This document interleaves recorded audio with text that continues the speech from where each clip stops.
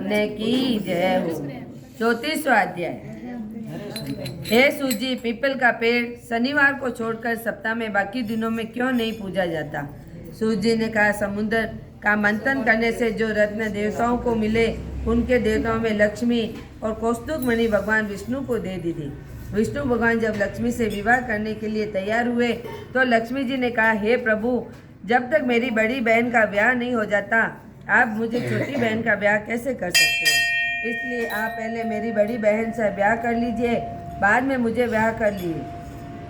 यह प्राचीन नियम है। सूजी बोले, लक्ष्मी जी के ऐसे वचन सुनकर भगवान विष्णु लक्ष्मी जी की बड़ी बहन का ब्याह उद्दालक ऋषि के साथ कर दिया।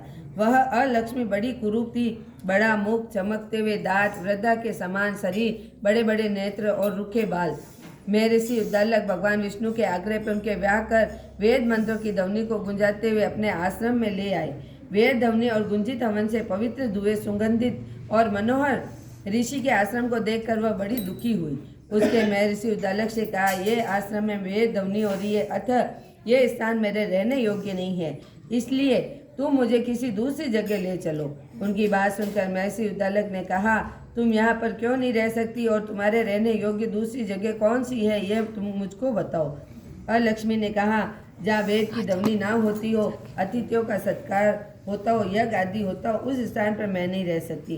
जहाँ पति पत्नी आपस में प्यार हो, पितरों के निमित्त यज्ञ हो, देवताओं का पूजन होता हो, वहाँ पर मैं नहीं रह सकती। जहाँ दिन रात पति पत्नी लड़ते हो, जहाँ अतिथि लोग सदा निराश लौटते हो, जहाँ पर पूज्य वृद्धों और सत्य पुरुषों और मित्रों का अनादर होता हो, जहाँ दुराचारी, चोर, परग्रामी स्त्री प्राणी रहते हो, वहाँ पर गौओं का वध, मद्यपान, ब्रह्म हत्या आदि पाप होते हो, वहाँ पर मैं प्रसन्नतापूर्वक निवास करती हूँ।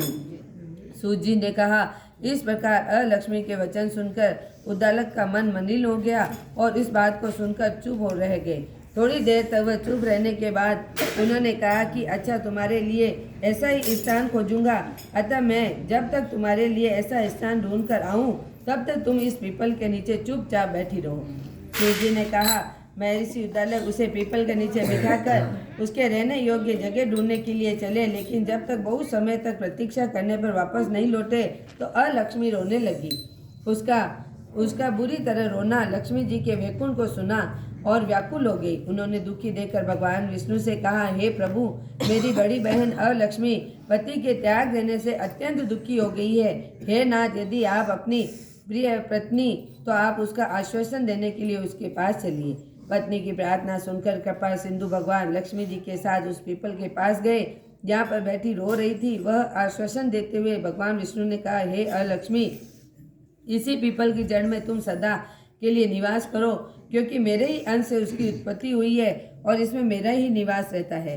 प्रतिवर्ष गृहस्थ लोग तुम्हारा पूजन करेंगे और उन्हीं के घर में तुम्हारी छोटी बहन का निवास करेगी।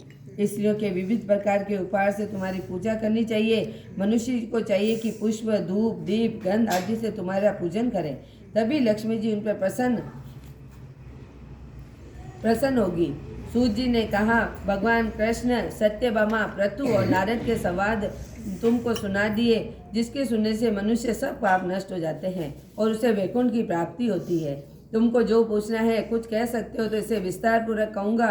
सूत जी की बात सुनकर सौनकादिक ऋषि महर्षि थोड़ी देर तक प्रसन्न चित्त से वहाँ बैठे रहे। बाद में श्री बद्रीनारायण जी के दर्शन को चले गए। जो प्राणी इस कथा को सुनाता है और दूसरों को सुनाता है और सुनता है, वह यह संसार के संपूर्ण सुखों को प्राप्त करता है। बोलो विष्णु भगवान की।